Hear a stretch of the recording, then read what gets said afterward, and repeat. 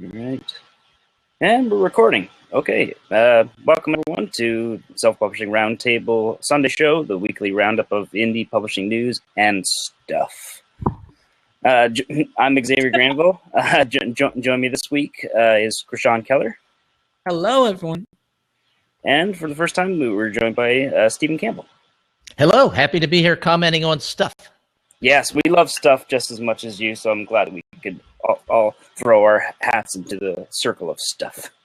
Stuff and things. Yes, fangs. Ah, great. Yeah, that just makes it all complete, now that we have fangs. Okay, so yeah, this week there's been some interesting things happening, some more interesting than others. I think most of us are eager to talk about this latest news involving John Grisham.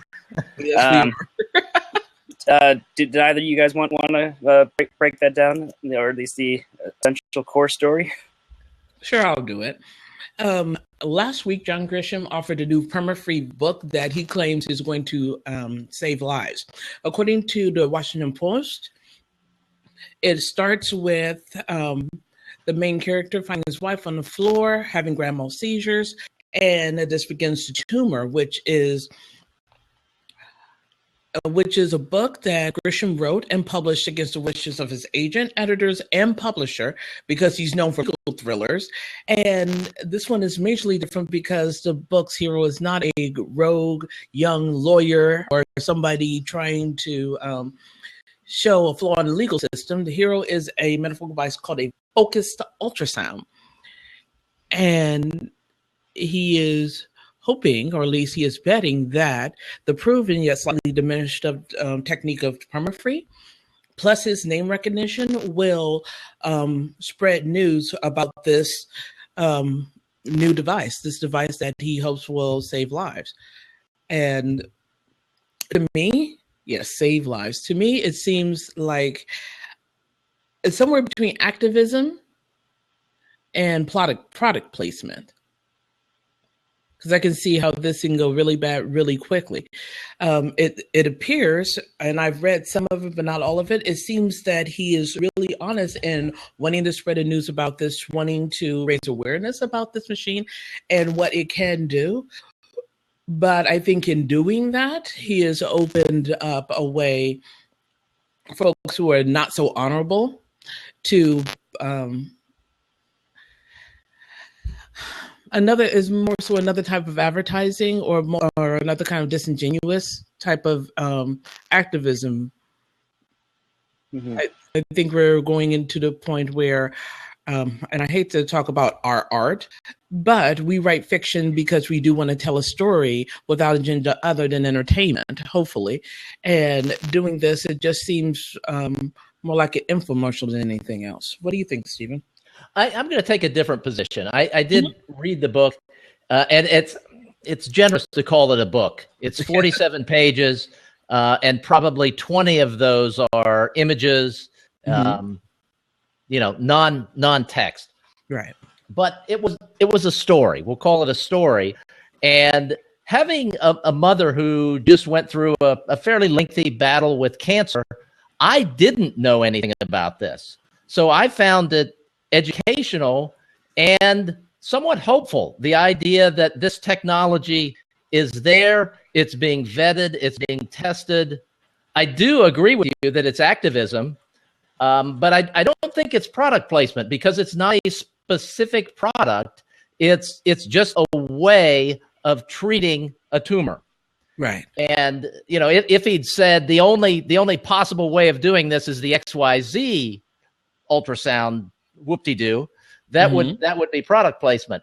But from a consumer standpoint, and someone who may have to go through this at some point myself, the idea of a much less invasive, much less painful process to deal with tumors is overall positive. And he used the story to make it understandable for someone like me. Right. But how much further is it from what you say, true activism, which is honorable, like I said? Mm-hmm. Everything about it seems to be very honorable and wanting to educate people like he educated you. How much further is that from his back, not his, but someone doing this in the front matter and back matter, pointing to an actual product, an actual affiliate link, going on and talking about stoning the virtues of a particular candidate or a particular product? How soon before that becomes the issue? I think it's already happening. Not so much with things like this, but I see product placement all the time, and I've spoken to authors who are paid for product placement, and I read the books and I go, oh, this character drives this kind of boat. This is the kind of boat I want, and then I find out later that the author got a free boat for using it in the series. Mm-hmm. Now, I know, Xavier, you had a lot to say before we hit record about this issue. And you're being very quiet now. Yeah, no, I just because I much rather hear your guys' thoughts about it, because I know what I think about this. But we don't. Yes, we don't. It's your turn, sir. Yeah. It's my opinion that, like, because John Grisham is on this foundation board, to me it sounds like he was asked to use his good name to help them raise money and raise awareness about this. Mm-hmm.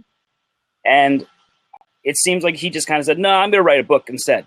I'm not good at helping raise money. And to me, like, wouldn't it have made much more sense if he published one of his, like, a normal legal thriller, what his fans are used to, charge 99 cents and devote all of the funds towards this foundation? That is getting the word out. That is making money for the company. Publishing a 50-page panel, that's like a pamphlet or something like that. That's not a book. And he's not making any money off of it, but it just seems like he kind of went off and said, I'm going to write a book instead of doing what he actually was asked to do, which was help raise money for the foundation as a member of the board and use his name to actually help get funding raised towards it.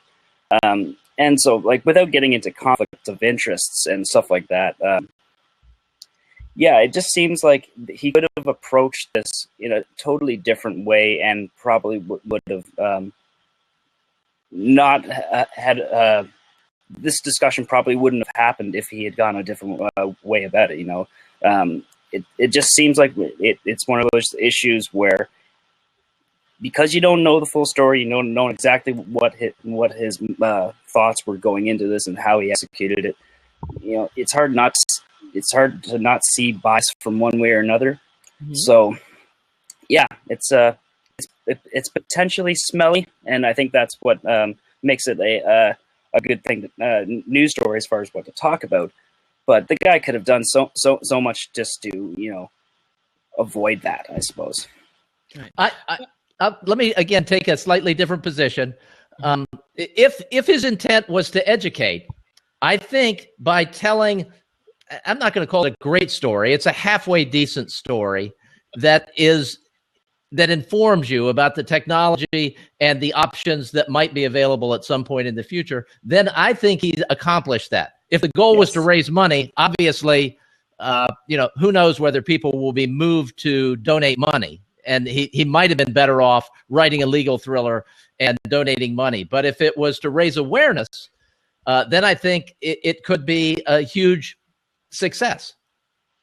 Oh, yes. And I think no matter what, going the free route is going to definitely avoid anyone saying, oh, well, he's just making an extra profit off of people's potential sorrow.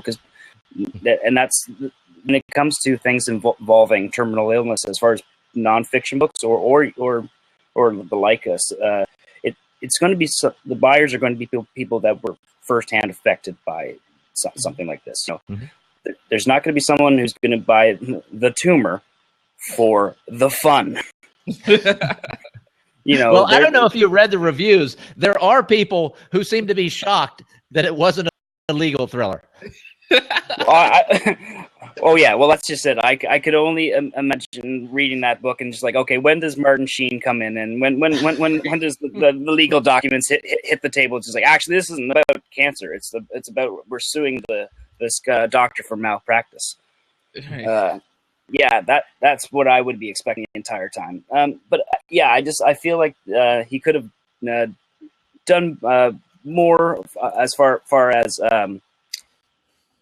not potentially making hindering his image, because yeah, like you said, like who knows how it's very close to that product placement area where he what's going to be it's like the Steve Jobs book, or something like that. Everything's sponsored by Apple all of a sudden. Right. But having said that, we have to go back to what we assume is his purpose, was to spread the word. Did he do that? Yes. Yes. Did he educate? According to Stephen, who read it deeper than I did, yes. Like, I read it and I was like, oh, this is interesting. Going back to Scott O'Green. And was there also secondary spreading the word through folks like us talking about it? Talking about John Grisham writing a non-legal thriller, permafree book about an ultrasound machine. Yes. So he is doing his job. And then once all the comments talking about, oh, my tumor spent 15 months in jail, you would think you wrote a story about that. Once those comments come up, and then we put it under about the crazy comments, he's going to spread the word more and more and more. So was this an evil agenda, or was he just smart, knowing the virility, the way things go viral in terms of things like this? Oh yeah, definitely. But I think all authors, no matter what, have like a certain message that you're trying to get out. Like, if you read any kind of Philip K. Dick book, you know that he's kind of confused about the difference between God and technology. Like every author will have where I'm coming from riddled in their book, no matter what. And I think they this is like taking it to that extra length. Like if he cared that much about what he actually is writing about in the tumor, more than likely that stuff's going to be sparsely popping up in his other books too. Mm-hmm. Mm-hmm. I wouldn't be surprised at that at all. But I'm going to shift gears before it turns into a dead horse, and we're going to talk about Amazon, the secret plan. I've seen this pop up. I've seen this pop up more than a few places, and I wanted to share it because it seems ludicrous if you know anything about the history of the Kindle, and it seems ingenious if you want to talk about discoverability. And here it is. Amazon is in the process of developing a secret project that will allow users to sell their ebooks. When digital books are restored, a portion of the revenue will be paid to the rights holder. That means the author or publisher. And this could placate publishers who can earn revenue on used products, something they can't do in used bookstores with ebooks in the real world or in the physical world. And this is an article provided by Goodreader. And let me get back to over here. Now, before I throw this out here, if anybody knows anything about the history of the Kindle and ebooks, once upon a time when the first one came out, it came with an SD card that you can actually physically hold and keep your ebooks on, separate from the Amazon system. That's dangerously close to a floppy disk. I don't know. Yes, it was. It was this big and looked just like it. Let me tell you. Then the next version of it, they removed the SD card slot. And then the next version is when they changed the terms, saying that, they're not really your ebooks. This is when they removed hundreds of ebooks off of people's Kindles that they had paid for. And they said, well, they're not really yours. You can't actually own them. They're on permanent loan to you from us. And they backpedaled from that a little bit, but they've kept that mindset all through this. And now it appears that they're allowing a way for someone to sell their ebooks. So has it become our property again, or is this something just to, like my lead up says, placate publishers who usually get money from first sales and money from remainders? What do you guys think? Wow. I mean, Digital property. There's so much to cover here. Yes. First off, the secret plan, and I love the way you said the secret plan. The secret plan that people have known about since 2011 when they filed this patent. Yes. And I've spent much of my life in the technology business, and sometimes companies file for patents just to protect themselves against someone else filing for a patent. So filing for a patent doesn't necessarily mean you're going to want to do something. But if they were to do this, I think that it's not something that publishers would be happy about, because it's a way of further distancing themselves from the publisher. The publisher could then, for example, set the price for an ebook at $13.99, and Amazon could set the resale price of the rebook at $2.99. And that gives them essentially control over pricing after a certain number of ebooks are sold. So it's an interesting conundrum for publishers who would also have the right to opt out of allowing their books to be resold. Yes, they would. But in the absence of any other mechanism in order to do that, what do they do? I don't understand the question. In absence of any other way to get revenue from used books, used ebooks, or a different income stream, digital income stream, what do publishers do? Well, I mean, the agreement they have with Amazon now is that the books couldn't be resold because we are buying a license to use the ebook, and we don't have the right to resell it. So they would have to sign a different agreement with Amazon to allow that to happen, which in this current climate seems unlikely. It's much more likely that indie authors would be willing to do it, and maybe they would approach KU authors initially, who may or may not be in favor of it. It depends on your stream, and it depends on if you, KU authors were going to be exclusive anyway, but it depends. It would change your opinion whether or not you would decide to go wide, in my opinion, because here you are, you're in KU, you're already using the second biggest search engine in the world and on the internet. And then there is just not only the single income, but also a way for discoverability for your older books, for your catalog as well, at a reduced price. And there still is a portion, you still get a portion of that. So would that make people think twice before going wide? It could. It would be an interesting. I'm sure there would be people that feel strongly on each side of the issue, just like everything to do with self-publishing. Yes. There are going to be people who want to stay in, keep all their eggs in one basket, and I know this system on would work with it. And then there's others saying it's not enough, or they might pursue or push Kobo to do something like that as well. Kobo or, Amazon Kobo. I don't. Maybe iBooks. Apple is not one to particularly do any used anything. Yeah. So it's probably be between Barnes & Noble, Kobo, and Amazon if there is going to be any competition with that. And what other entity Google/Oyster is going to be once they decide what they're doing. So Yeah, I think it's an interesting thing once you start getting into the logistics of digital property. Yes. It's air. You've bought air, essentially. So when it gets into who owns that digital air, it gets into a very whole myriad of questions that could be attached to that.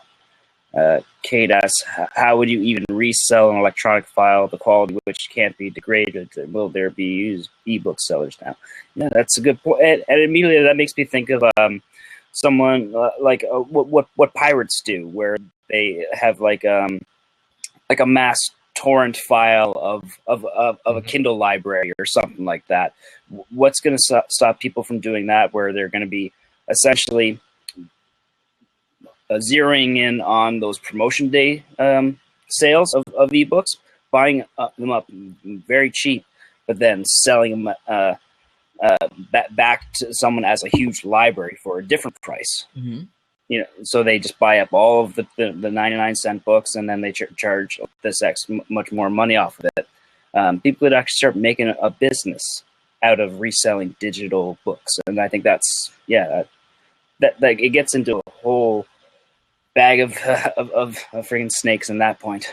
And of course, it's dependent upon the breadth of the patent that Amazon may be essentially issued, and that may be another reason while they're applying for these patents, to just protect themselves, to keep other people from being able to do it. And I would assume that part of that patent would be a way to at least assign a cookie or a token to the actual file itself to recognize it as something that has already been bought through a retailer in order to be considered used. And to answer your question directly, Kate, how can you resell it easily? You bought something, or at least you bought the license for it, and you're actually selling the license and the product again. It would be easy to sit up there and register your to upload your book. It's like here, like Xavier was talking about. I read Ready Player One. You can see that I downloaded this time. I read it completely at this time, and I paid $7.99 for it, and I'm offering it for $4.99. And the way it will work, according to the patent that's been filed, is if it's through the Amazon infrastructure, you just say, I'm willing to sell this book. And as soon as it's sold, it disappears from your Kindle and your library, and it goes to the buyer's library. Mm-hmm. Is Monkey that's Kate? Yes, Kate. Yeah, okay. You can look Zero over in questions there. Hi, Kate. She's a paranormal author, and a friend of the show. Oh, there he goes. Yes, and she's a friend of the show as well. So I'm trying to think, because my major question would be how they would protect themselves against piracy. But if it's just a matter of changing their license, one from swapping ownership. So it's pretty much they're not even dealing with it. They're still considering it as a license. Yeah, and they're just switching the license. Yeah, that is. It sounds like a nice way for Amazon to make money twice off of one book. And of course, they do the normal Amazon thing where they say, well, the publisher, whether it be a self-publisher or a publishing company, will earn something. Right. Mm-hmm. You always have to identify them. Because that something will always be negotiable, or shall we say dynamic. It's not always, It's never negotiable. It's always dynamic, isn't it? And it always seems to go down. Well, yes. Yeah. That means we just all have to work a little harder, because that's the way of the world. Don't we love doing that? No.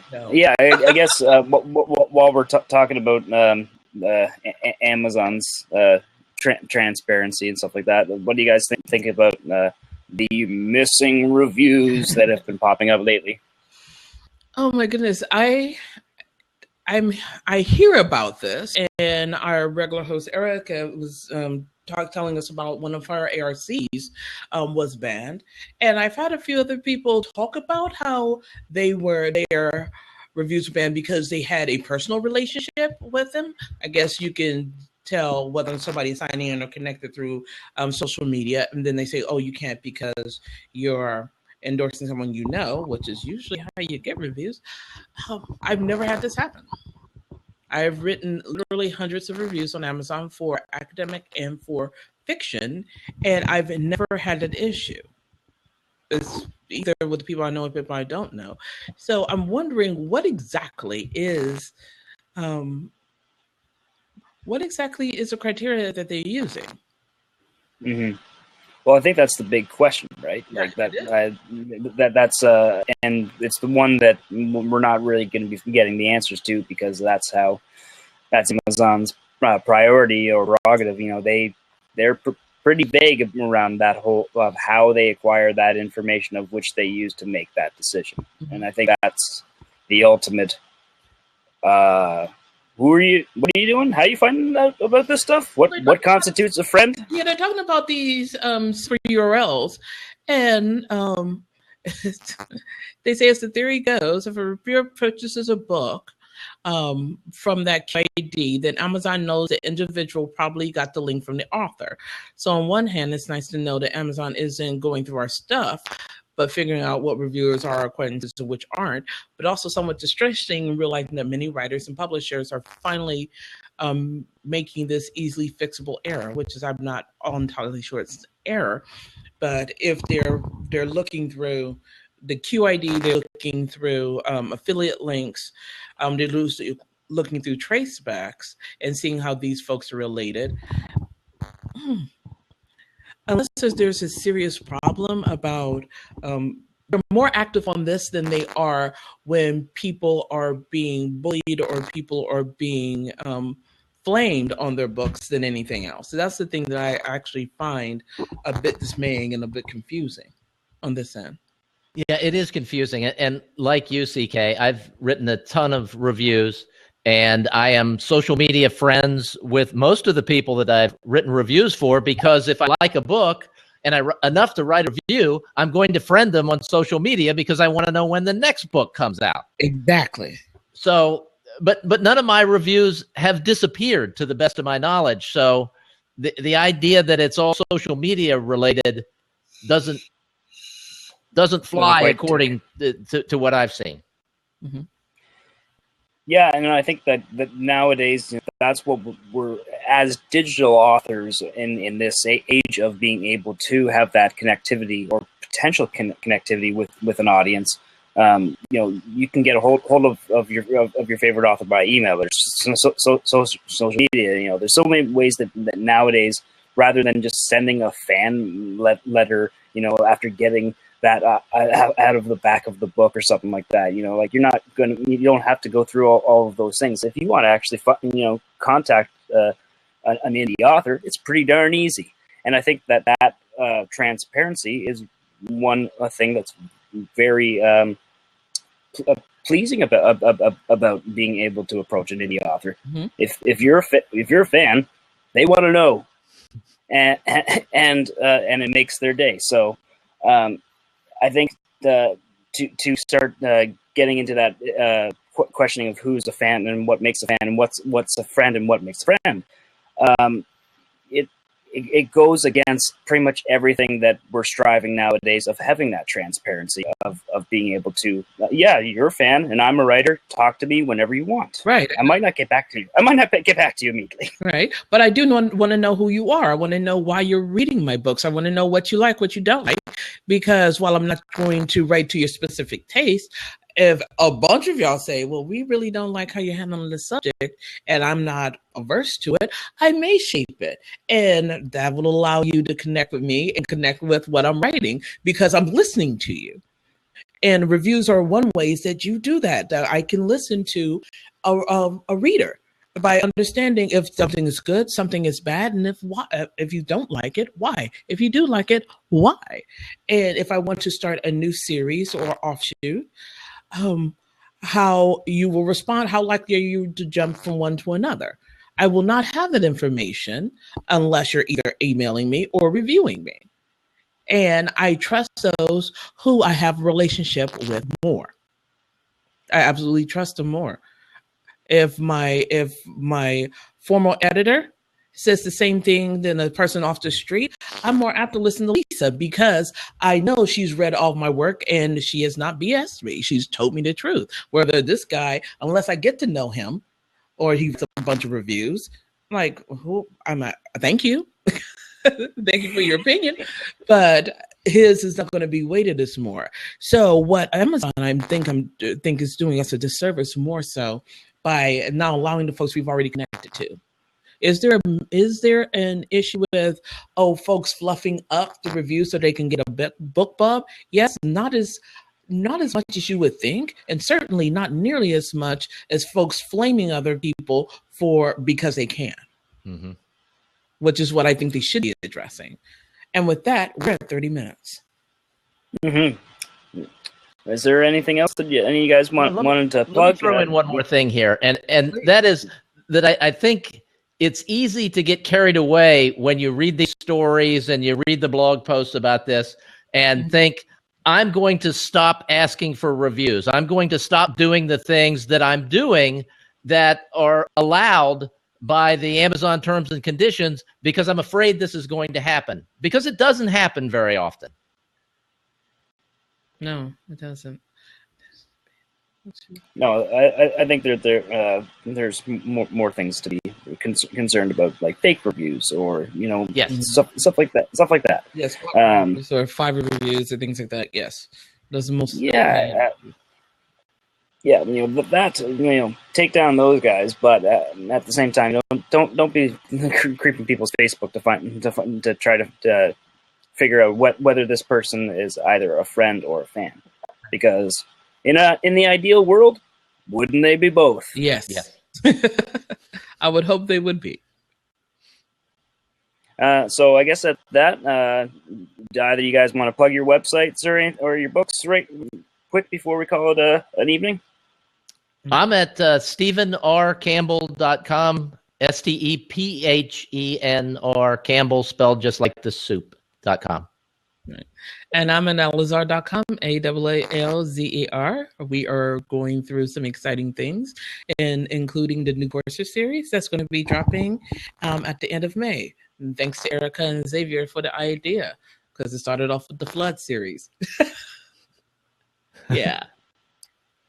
Sweet. And as you guys probably know, you can find me over at selfpublishingroundtable.com or theideapool.org. And thanks for listening in, and you'll catch us next week at the same time, probably 5 o'clock on Sundays, on our Thursday show at 10 p.m. All right. Have a good night. Thanks, Good guys. night. So I think y'all have to click it. Yes, where you have to click. Yes, I do.